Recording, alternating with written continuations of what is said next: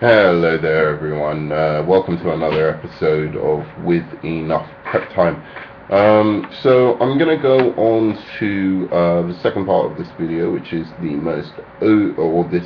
series, which is the most overrated characters in comic book history. Now, in my last video, I kind of looked at the most underrated characters. And this was a request by Jason Case. So if anybody else has any requests for me to do videos on, please do let me know.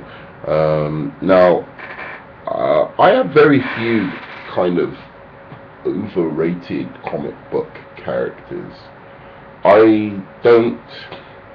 There are characters I don't like, but I see the merit to.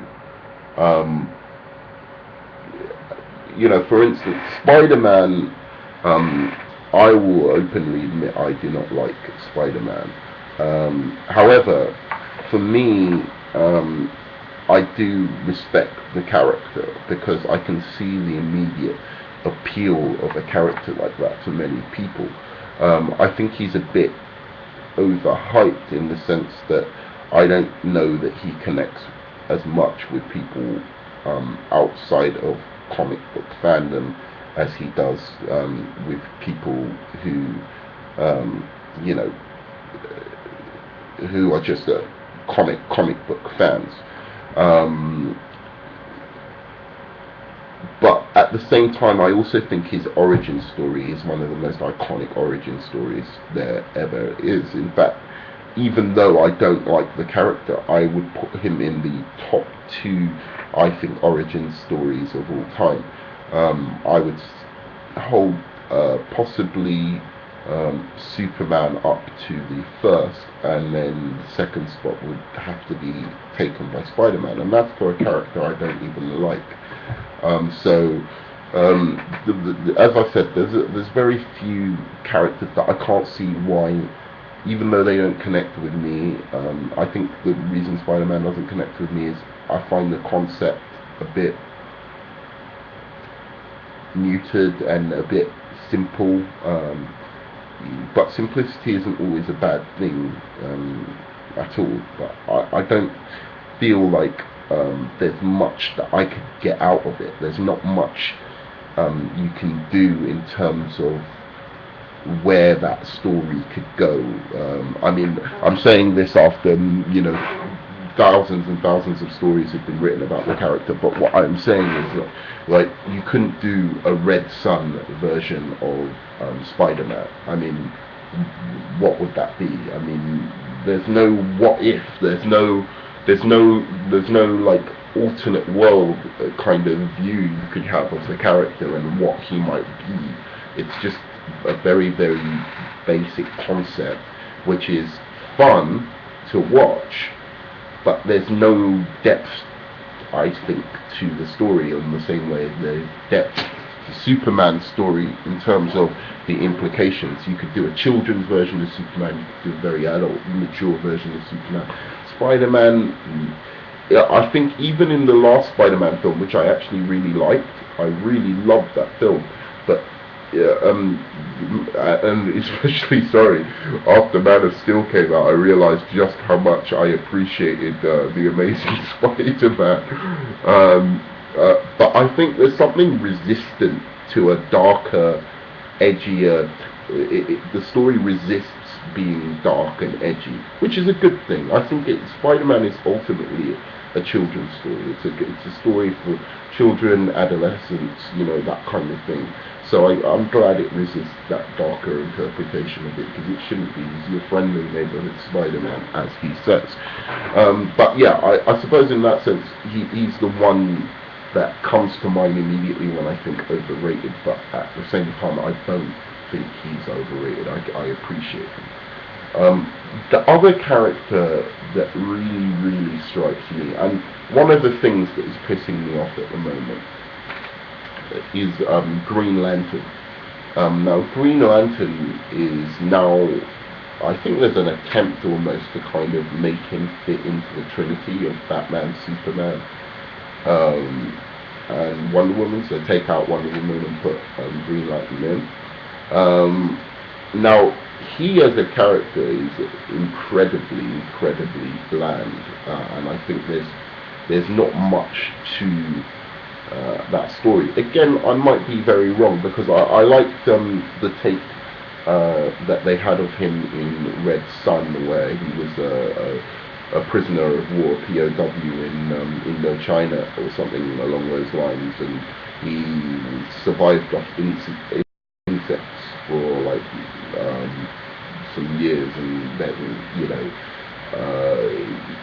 he basically had this will and strength to far beyond any other mortal, to so that's why they brought him into the Green Lantern Corps. Or I think Lex Luthor finds the ring actually and gives it to him. So I like that alternate take on him. So it did show that there could be a little bit of depth to the character. But my ultimate problem, I think, with Green Lantern is that there is no way anyone can justify to me him being on the same level as Batman and Superman. Even if you're going to say Wonder Woman isn't, which obviously you guys know I disagree with. The last person I would think of in Justice League, apart from maybe Aquaman, I would even put Aquaman over Green Lantern in terms of, being able to hold it as a Trinity member, but not really. I mean, they're both just these kind of, they're very basic superheroes. I don't think they capture the imagination in the way that Batman and Superman do. Superman and Batman have something very special. They have a very special connection, I think, with the psyche. Whether it be the immigrant story, the wholesome all-Americana story of Superman, and then subverting that story to mean other things and showing a darker take on that, or Batman, which is this kind of vigilante of the night, who's consumed by the spirit of vengeance. These are very strong concepts. But what is Green Lantern exactly? I mean, how could they possibly justify putting him in the Trinity? What is he? I mean, and especially the fact that they're so inconsistent with the character. I really, as much as I like Jeff Johns, I do like Jeff Johns, but he makes some really terrible mistakes. Like, I think his whole run on Green Lantern, which apparently has been amazing, but I've read him, Green Lantern, in terms of the Justice League, and the way I kind of see that character in the Justice League as this kind of, he's kind of been made into this goofy, kind of aloof, kind of always has something quick-witted, always has something to say, lacks any seriousness, lacks any discipline, lacks any intelligence, lacks anything really. He's just a kind of daredevil, kind of maverick character that Jeff Johns has made. And I remember reading Green Lantern growing up, and I remember I liked Kyle Rayner, who was the Oriental Green Lantern. I thought he was pretty cool, even though I didn't stay very in touch with his comics. But he was cool because it was about his imagination. He was I think he was like some kind of artist or something like that, or a comic book artist or something like that. And it was all about his imagination, and that's why he could wield the ring so well. But as for bloody hell, I can't even remember I know John Stewart, I know the other, but what's Hal Jordan, excuse me. As for Hal Jordan and his recent characterization by Jeff Johns, it just seems so out of place with, why would an advanced alien civilization, who has this very disciplined core of you know, of like these people who kind of police the universe, and they're supposed to be like the greatest force for good in the universe, and they're supposed to have these great wills, this great strength of character.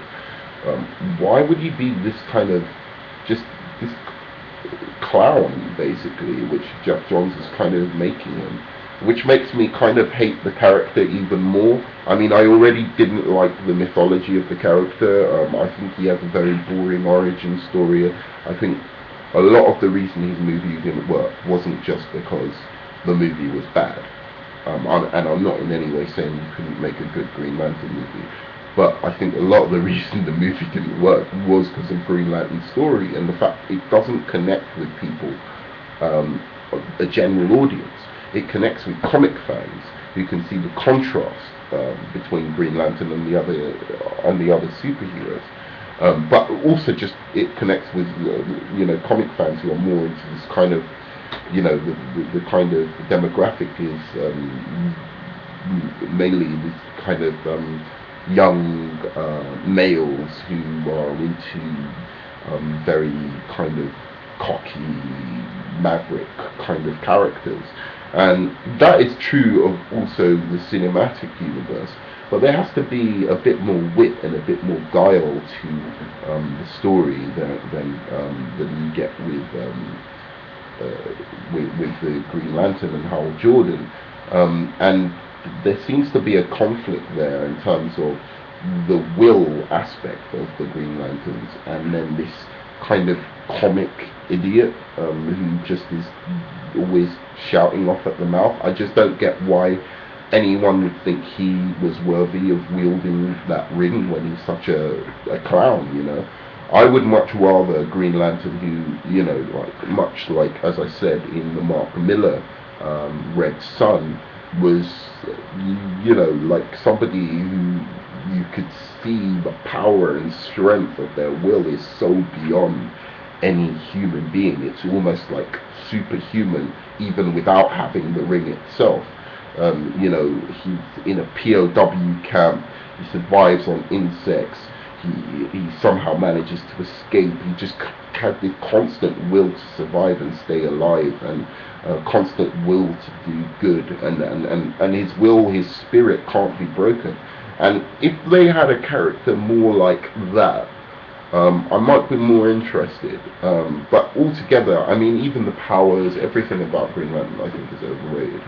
And I certainly don't think they're going to be successful in trying to insert him into the Trinity. Maybe amongst comic book fans, but I do not think a general audience is ever really going to accept Green Lantern. They might like a movie of his, but I don't think they'll ever accept him as a third part with Batman and Superman as the other protagonists in the Trinity. I really don't believe that's going to happen. Personally, I think they'd have a better job putting Flash in there. It would be easier to put bloody Zatanna in there than Green Lantern, honestly. Other overrated characters, I'm trying to think.